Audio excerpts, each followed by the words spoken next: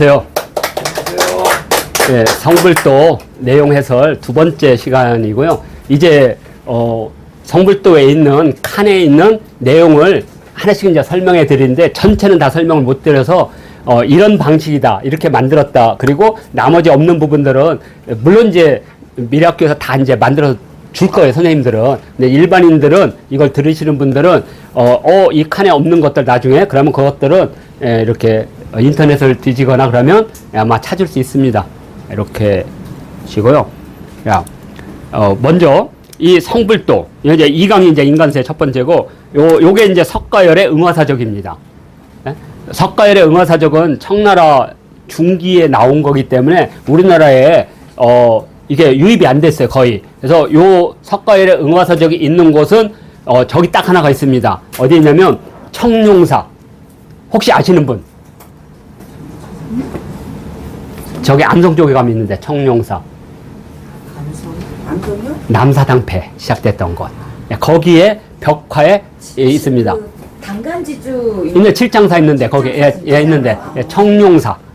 거기가 우리나라 남사당의 시작이잖아요, 뿌리. 그렇게 이해하시면 되고요.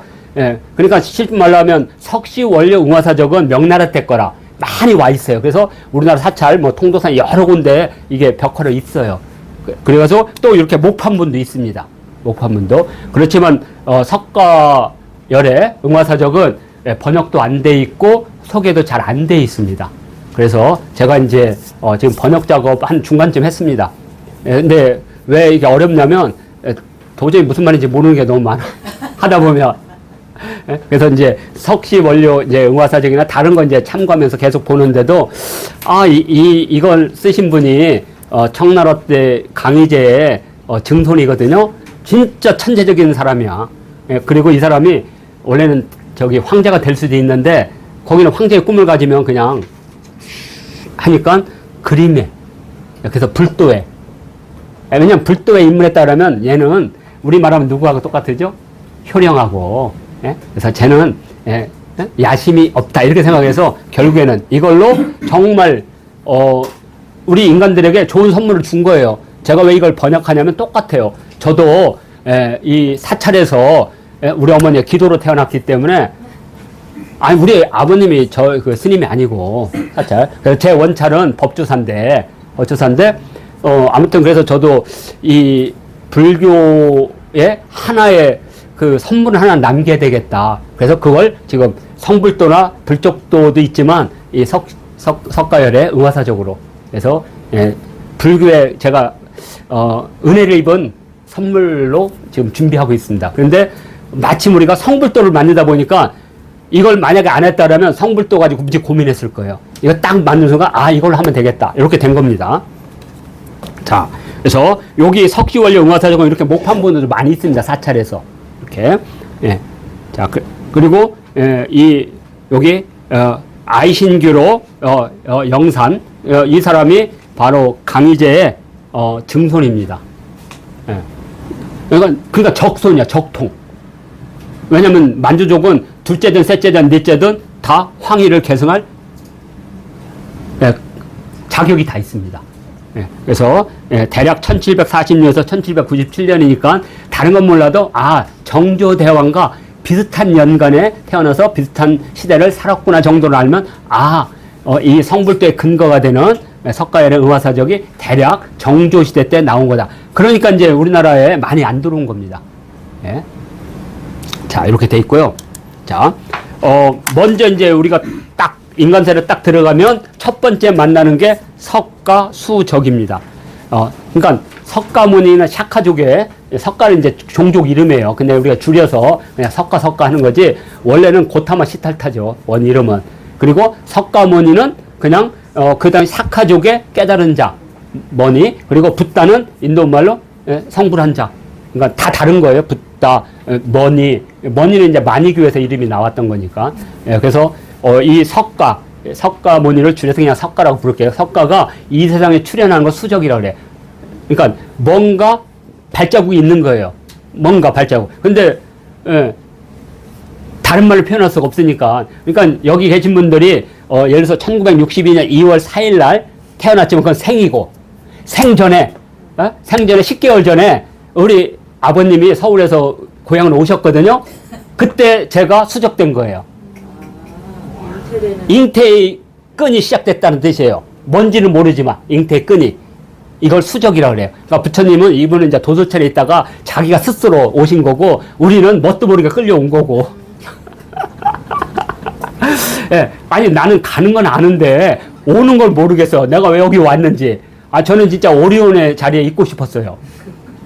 근데 수적됐어. 우리 부모님에 의해서.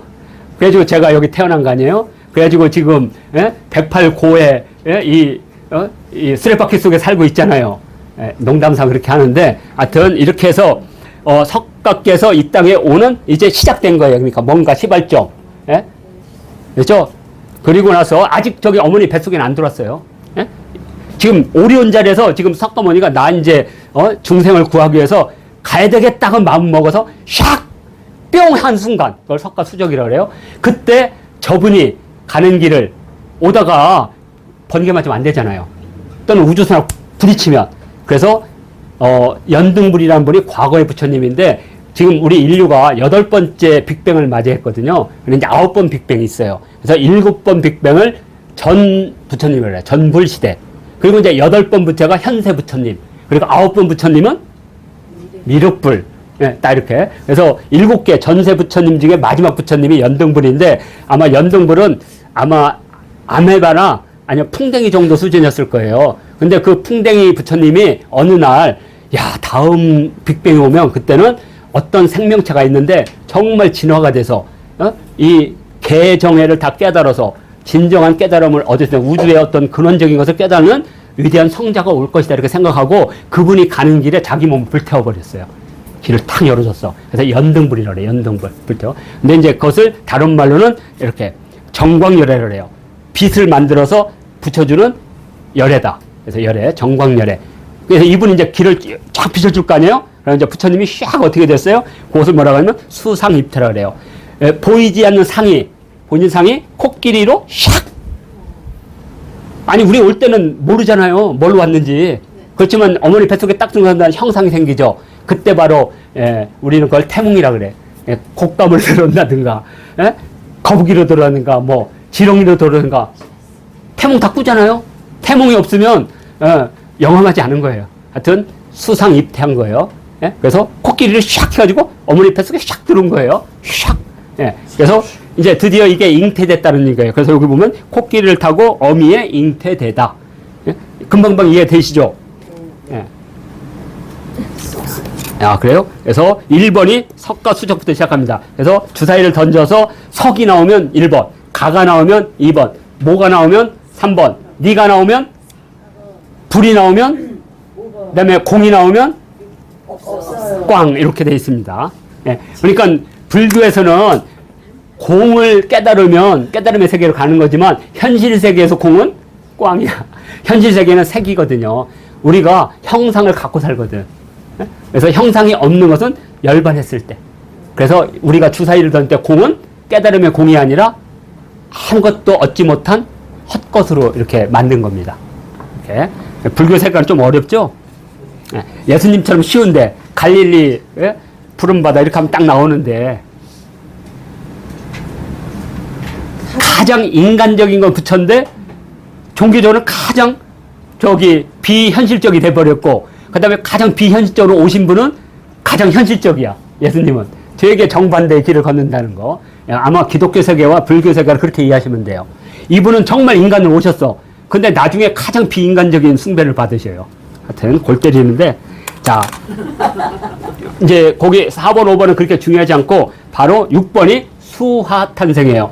이제 어머니 마야 부인께서 이제 태기가 있으니까 이제 아이를 낳으러 친정집으로 가야 되겠죠. 우리하고 비슷하죠. 거기도 인도 샤카족도 우리와 같은 사고방식을 가진 족이에요. 그래서 어떤 사람은 샤카족이 우리 고조선에서 갈라져 나온 뭐 황당한지 아니지 뭐 그건 상관없습니다. 그렇게 믿는다고 해서 불행한 건 아니니까.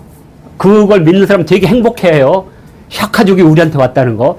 마치 기독교의 12지파 중에 단지파가 우리 단군 할아버지라는 거 우리나라 기독교에 그거 있어요. 그분도 행복하게 살아요. 그걸 굳이 증명할 필요 없어요. 왜냐하면 종교는 증명이 아니라 믿음이에요. 증명은 과학의 영역이니까. 예? 그래서 아무튼 수화탄생은 걱정이 없는 나무예요. 왜? 이분은 이미 이제 사실은 걱정이 많은데 이미 깨달았다고 생각하는 거예요. 그래서 무수라고 불러요. 걱정이 없는 나무. 거기에 이제 마야 부인이 태기가 있어서 거기를 딱 잡고 아이를 낳으면 그건 인간이야. 근데 이제 이때 옆구리에서 싹 나오는 거 뭐냐? 그건 특이하다는 거예요. 예, 우리 고주몽께서 예? 알로 태어난 거 비슷한 겁니다. 그러니까 예수님이 마리아한테 수탈에서 낳은 거 아니에요. 고주몽도 그렇게 낳았고 석가모니도 그렇게 낳은 거예요. 옆구리로. 뭐 별 차이 없습니다. 예? 우리 예수님은 성령으로 잉태하셨고 이쪽은 코끼리 샹 예, 잉태하셨고 그리고 우리는 빛으로 샥 뭐, 자 이렇게 해서 딱 탄생할 때 그냥 엄마가 나오면 안 돼. 바로 옆구리에서 싹 빠져나와. 왜? 왜냐면 이 사람은 자기 힘으로 이 땅에 수적을 한 거고 자기 힘으로 태어나야지 깨달음을 얻는 거예요. 자기 힘으로. 그러니까 타이에서 태어난 사람들은 여기에서는 그때 당시로서는 깨달음을 못 얻는 거예요. 왜? 그때 이제 인도의 세계관 속에는 만약에 타이에서 만드는 건 다 피조물이에요. 그래서 그들은 브라흐만 계급이 되지 않는 한 브라흐만의 품에 들어갈 수가 없어요. 인간은 절대로 브라흐만이 될 수가 없어요. 그러면 이걸 깨는 방법은 뭐냐? 인간이 아닌 스스로 성령으로 태어난 것처럼 만들어야 돼요. 그래서 바로 우룩 겨드랑이 여기서 탁 나온 거예요. 샥. 예? 그래서 우룩 출생입니다. 우룩 출생. 예. 그 왼팔잡이는 조금 미안해요. 좌륵 출생해야 되는데 동아시아나 우리나라 다 오른쪽 숭배가 많아가지고 예? 우리나라만 좌쪽을 숭배해. 우리 북방민족만 좌임하는 건데요. 예, 그래서 우리나라에 좌파가 많은가 봐. 하여튼 예, 우룩 출생입니다. 농담. 우룩 출생. 그리고 나서 이분은 어미의 젖을 먹고 이렇게 쓰는 게 아니라 스스로 태어났기 때문에 누가 부축하지 않고 스스로 일어나서 인간을 선언하셔요. 인간. 이 땅에 깨달음을 얻기 위해서 스스로 이 땅에 수적한 내가 바로 이제 깨달음의 주체라는 것. 그것이 뭐냐면 천상천하 유아독전이에요. 천상천하 유아독전은 이 온 세상에 나만 홀로 있다는 뜻이 아니에요. 인간은 깨달음을 얻을 수 있는 유일한 존재라는 뜻이에요.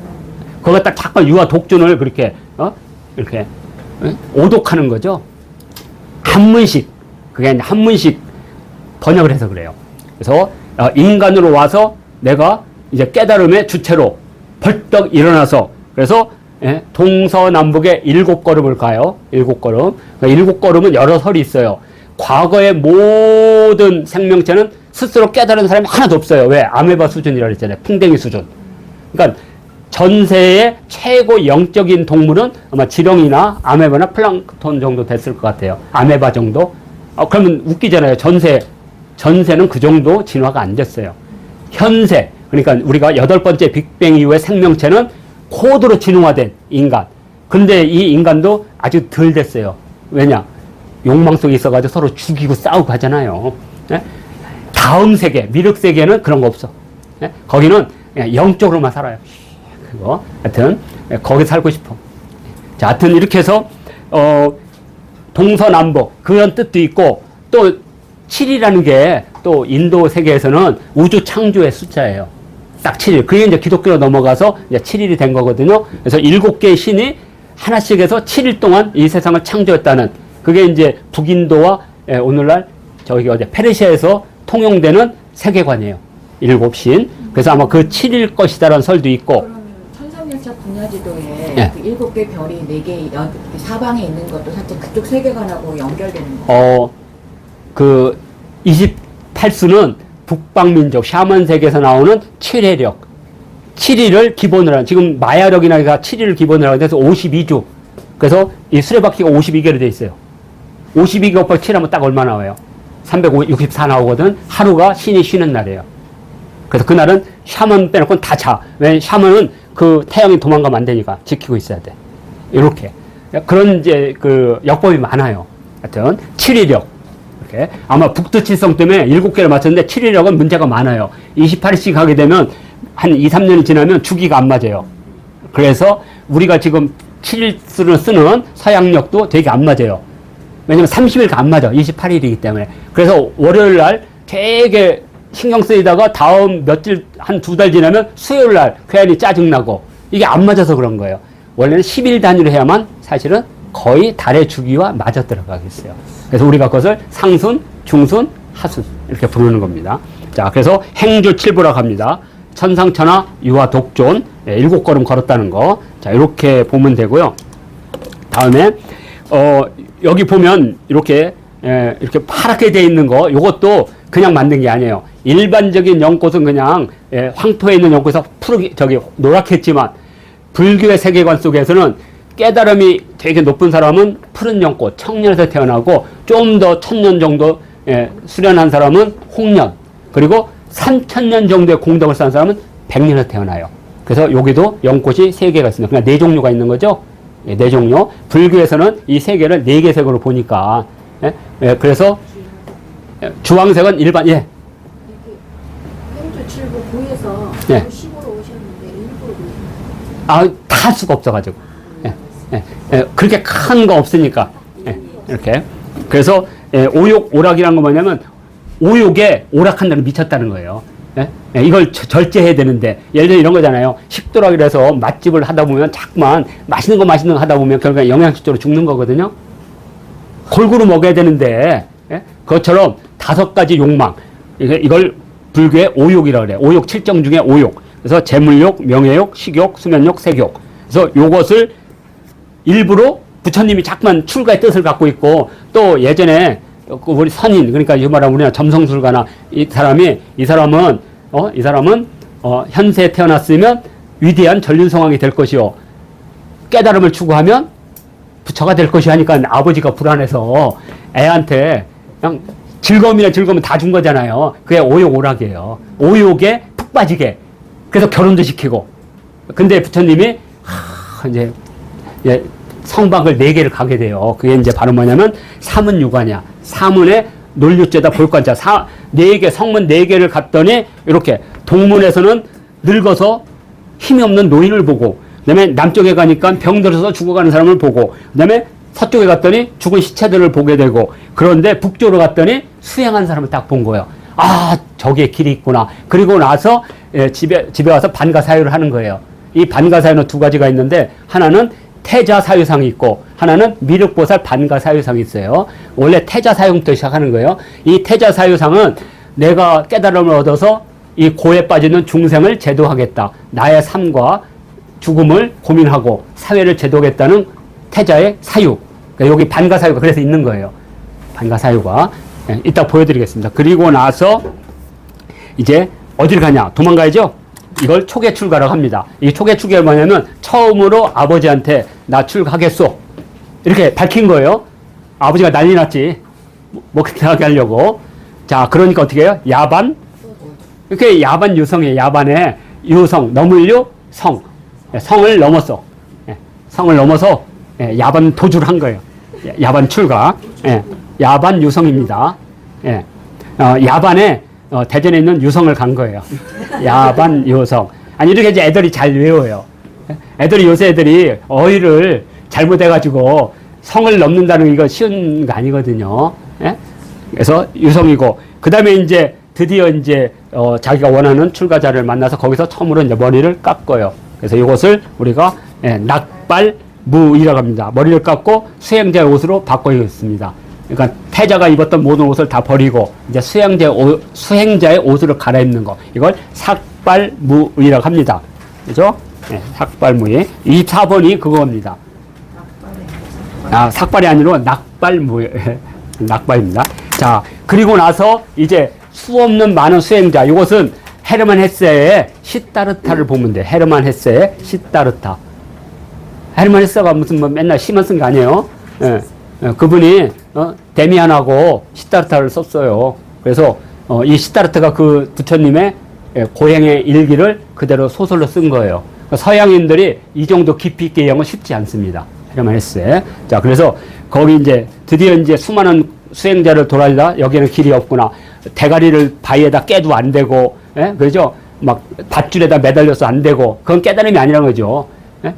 모든 고의 근원은 고통에서 오는 게 아니라는 거죠. 그 고가 아니거든. 내가 살고 있는 것 자체가 거기서 만들어지는 거라. 그걸 깨달은 거죠. 거기서 보리수에서 7주야를 딱 명상을 해서. 그게 보리수고요.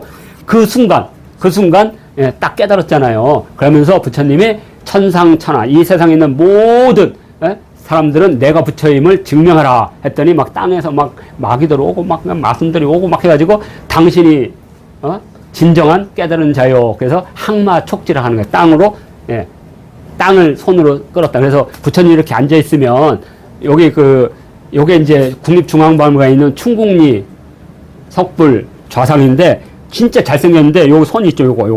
요게 바로 항마 촉지라 그래요. 우리 그 석굴암에 있는 본존물도 항마 촉지거든요. 요것은 깨달은 본존이라는 뜻이에요. 저분이 깨달은 분이라는 거. 깨달은 분은 이제 모든 유혹을 다 이겨냈다는 뜻이에요. 어떤 유혹도 다 이겨냈다. 항마 촉지. 이렇게. 항마는 마귀를 항복했다는 게 아니라 모든 유혹으로부터 이제 다 벗어 던졌다. 그래서 항마 촉지 하면 이게 이제 깨달은 자로서 시다마 고달타가 석가모니가 되고 붓다가 되는 순간. 이걸 항마 촉지라고 합니다.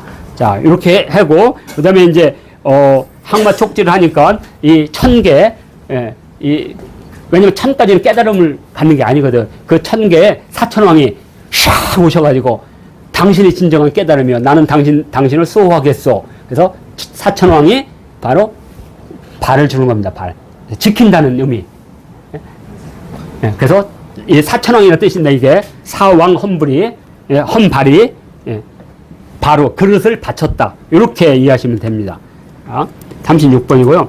다음에 여기 보면 이렇게 푸른 연꽃으로 되어 있는데 이렇게 수행을 많이 했어도 한순간 유혹으로 지옥으로 떠질 수 있다는 걸 표현하기 위해서 청년에다 놓은 겁니다. 푸른 연꽃. 그래서 우리가 저기 강화도 같은 데면 청년사, 홍년사, 백년사 그게 다 여기서 나온 이름이에요. 그리고 저기 청나라 명나라 말기, 원나라 말기, 명나라 초기, 원나라 말, 명나라 초기에 일어났던, 그, 백년교도의 난, 다 이 100년입니다. 그 100년 있으면 죽어서, 저기, 흰 연꽃에서 태어난다는 거죠. 극락왕성에서. 자, 그래서 여기에 오욕오락이 있고, 그 다음에, 우리가 이 깨달음의 세계에서 영원히 벗어나지 못하는, 그러니까 어떤 사람이 그러잖아요. 불교에서는 하늘로 갔다 그래서 깨달음에서 벗어난 게 아니에요. 왜냐면 예를 들어 이제 이게 이제 농담인데 우리 부모가 하늘로 가셨어. 자식놈이 맨날 걱정이 돼가지고 이미 천계로 갔는데 그래가지고 자식은 아유 우리 아이 이 욕망에서 못 벗어나는 거예요. 그래서 욕계라고 그래요. 욕망에서 못 벗어나. 욕망을 벗어나면 새끼에서 벗어나면 무새끼거든요. 욕망을 못 벗어나 하늘에 갔어도 천계에서도. 그래서 이 6단계 그것을 육도윤회라고 그래요. 육도윤회. 그러니까 육도윤회라는 게 뭐냐면 제일 밑에 지옥부터 악귀, 축생, 수라, 인계, 천계 요게 육도윤회. 그래서 육도윤회는 어떻게 표시하냐면 수레바퀴로 표시해요. 수레바퀴가 6개로 되어 있습니다. 이렇게 둘, 셋, 넷, 다섯, 여섯. 그래서 요 수레바퀴 안에는 끊임없이 돌고 도는 6대 윤회라고 그래요. 윤회. 돌고 도는. 그러면 6대 윤회 바깥에는 뭐냐? 윤회를 벗어났죠. 그래서 그걸 법륜이라고 그래. 법륜. 부처님의 말씀이 바깥에 있는 거예요. 바깥에. 여기. 그래서 여기다가 불병을 새겨놓는 거예요. 왜냐면 이 수레바퀴를 벗어났잖아요. 윤회의 사슬에서. 그래서 이걸 육도윤회라고 그래요. 그래서 육도윤회 가운데 우리가 지옥은 밑에 있으니까. 그래서 이 중에 아귀와 축생계가 여기 있는 겁니다. 아귀와 축생계와 수레계. 그리고 인계는 부처님 쪽에 있는 거고 천계는 그 수미산에 구현이 돼 있는 거예요. 그래서 우리가 말하는 육도가 다 여기에 포함되어 있는 겁니다. 그렇게 이해하시면 되고요. 어려워도 계속 이제 공부하면 뭐 됩니다.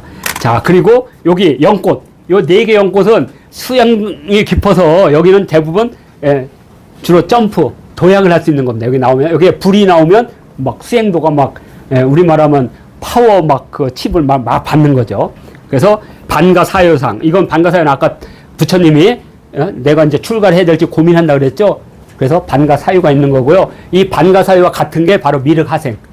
미륵하생도 반가사유인데 여기는 안 보여줬어요. 그냥 우리가 그냥 미륵하생. 왜냐면 이분은 미륵이 아니기 때문에 아직은 미륵보살 반가사유를 하고 있기 때문에 2개가 지금 현재 있어요. 자, 그래서 여기 반가는 태자 반가사유상입니다. 태자사유상. 이거요. 이 태자사유상을 보려면 어디로 가냐면 서산마애불에 가면 태자사유상을 볼 수가 있습니다. 자, 그리고 이제 석가모니께서 드디어 깨달음을 이룬 거, 석가성도라고 했고요. 이 석가모니가 깨달은 사람을 증명하는 뭐냐? 바로 이 10대 제자입니다. 이게 이제 성문이라고 그래서요. 부처님의 말씀을 듣고 깨달음을 얻은 자예요. 이렇게. 그리고 이제 부처님이 돌아가신 후에는 스스로 깨달은 사람, 그러니까 나한이라고 하거든요. 연각계라고 하는데, 그 다음은 18명이 있어요. 근데 이제 중국에서는 500명이 있다고 보는 거예요. 깨달은 사람. 그 중에 뭐 원유나 이런 분들이 다 스스로 깨달은 분이죠. 그래서 요건 이제 뒷부분에 있으니까. 그래서, 10대 제자가 있고, 그리고 이 깨달음, 모든 사람들은 부처님이 아니더라도 모든 사람이 깨달음이 있다는 것은 법화경에 있어요. 묘법 연화경이라고 그래요. 묘법 연화경. 예, 그래서 이 묘법 연화경 속에 있으면 불교, 대승불교의 경전 가운데 경전이에요. 법화경을 보지 않고는 사실은 경전을 했다고 생각하면 안 돼요. 그래서 이 법화경과 이제 또 하나가 이제 어떤 게 있냐면 우리가 이렇게 그 뭐라 하죠? 예, 반야가 있어. 깨달음. 깨달음이 무엇인가에 대한 근본적인 걸 반야경이라고 불러요. 근데 대반야경은 600권이에요. 한 줄 읽다가 졸음하면 600년을 졸아야 되거든요. 근데 이것을 어떤 머리 좋은 사람이 5천자를 딱 줄여버렸어. 그래서 이 5천자만 공부하면 절대로 깨지지 않는다. 믿음이. 그래서 그걸 금강경이라고 불렀어요. 금강경. 근데도 5천자가 힘들어. 그러니까 어떻게 해요? 그걸 줄여서, 예? 아주 은밀하게 그 안에 담았다. 그래서 마하, 반야, 발다 신경하는 반야심경이에요. 그게 같은 거예요. 대반야경. 그러니까 불교에서는 가장 중요한 경전이 법화경과 반야경이라고 보시면 돼요. 이렇게 크게. 그래서 법화경 이렇게 4개가 있습니다. 그래서 시타르타가 삶과 죽음과 인생을 사유한 게 반가사요. 보리수알에서 정각을 하다 석가성도. 그리고 47번이 10대 제자. 그리고 법화경이 052. 그래서 우리나라는 이제 구마라스본을 하는 거고요. 모든 사람은 깨달음을 얻어서 부처가 될 수 있다는 가능성을 보여준 거. 이게 이제 대승불교의 가장 큰 뜻이니까. 그러니까 석가모니가 숭배 대상이 안 되는 거예요. 그래서 그게 뭐냐? 존중의 대상이에요. 그분을 따라서 우리도 같이 깨달음으로 가는 도반이에요. 근데 석가모니는 우리보다도 앞서서 우리에게 길을 줬고 인류 역사 처음으로 8번째 빅뱅에서 처음으로 스스로 우주의 본원적인 걸 깨달은 분. 그래서 우리가 존중하는 것이지 숭배하면 안 돼요. 숭배. 예, 그래서 존중의 대상입니다. 근데 숭배를 안 하면 종교가 장사가 안 돼요. 왜 자꾸 숭배하려고 그래. 그래서 부처님은 도반이다. 이렇게 생각하시면 될 것 같습니다. 예? 존경하는 도반. 자, 그리고 이제 마지막 쪽에 가면 상황회수라는 게 있어요. 이제 부처님께서 이제 마지막 이제 열반지로 가기 위해서 가는데 언덕에서 이렇게 고개를 돌려서 고향을 바라봐요. 근데 그게 뭐냐면 이 모든 코끼리 우두머리는 자기가 스스로 죽음지를 가요. 스스로. 그때 코끼리가 마지막에 자기가 살았던 곳을 돌아봐요. 그래서 그걸 빗대서 상황이 코끼리 왕이 고개를 돌려서 고향을 바라보다처럼 부처님도 마지막 몸을 갖고 있는 한 인간으로서 깨달은 자의 부차가 아니라 한 인간으로서 어머니 옆구리에서 나온 또는 여기 겨드랑이에서 나온 한 인간으로서의 마지막 이걸 상황회수라고 합니다. 그리고 나서 순타우공은 이제 부처님이 이제 거의 이제 기력이 쇠진하고 했으니까 순타라는 금세공업자가 이렇게 마지막 공양을 받으세요. 공양을. 그래서 이걸 순타후공이라고 그래요. 공양을 받았는데 그게 이제 부처님이 인간으로서 마지막 음식이에요. 한 인간이 색을 가진 인간으로서 몸을 가진 인간으로서의 마지막 음식. 그래서 우리가 그런 말 있잖아요. 사형수한테도 오늘 아침에 죽이는 놈인데 왜 아침밥을 주냐. 그것은 사형수 이전에 한 인간으로서의 마지막 예우예요. 그래서 쌀밥에 고기밥 준다잖아요. 이렇게. 왜냐면 인간은 이렇게 뭘 먹는 거, 그러니까 생물학적 존재로서의 마지막 공양을 받으신 거예요. 근데 뭘 받으셨느냐? 숟가락 맞다와를 받으셨어요. 근데 이런 것들이 어렵잖아요. 이게 뭐냐면 전단나무에 있어요. 전단나무. 네. 전단나무의 피는 버섯이었는데 이게 독버섯이었던 거야. 그래서 이걸 드시고 오한설사로 그래도 탓하지 않으셨어요. 왜? 당신은 이제 열반을 할 거니까. 그래서 뒤에 또 많은 이야기들이 있어요. 근데 이건 다 줄이고. 예? 그래서 전단은 전단나무, 수인은 버섯. 이렇게 좀 어려운 말이죠. 순타.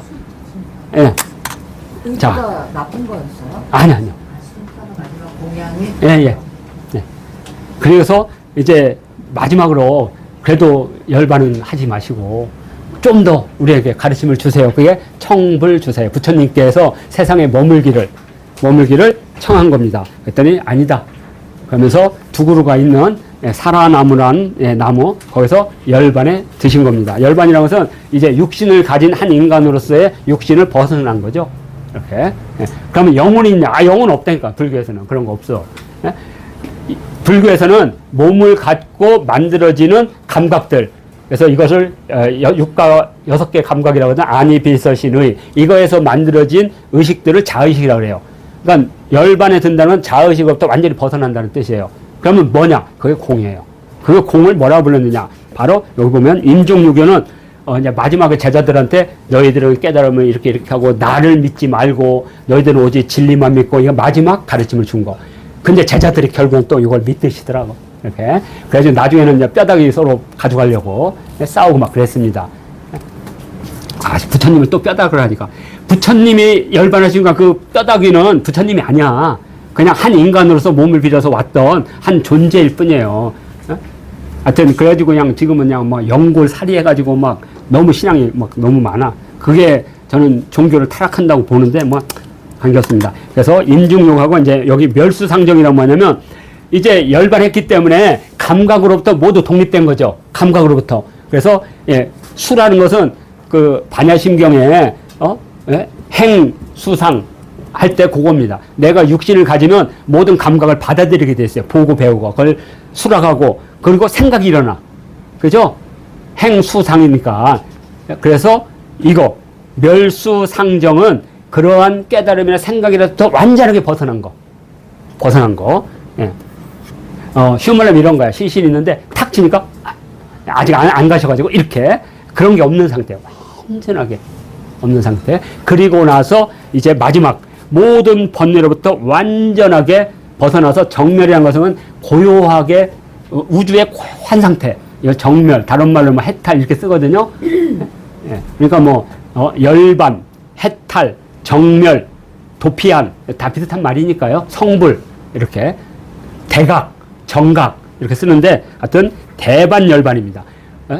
열반인데 열반 가운데도 가장 큰 열반. 하여튼 이 세상에 미련 하나 없이 싹 나 죽으면 혹시 내가 죽으면 이게 다시 태어날까? 이러면 열반이 된 게 아니야 이건.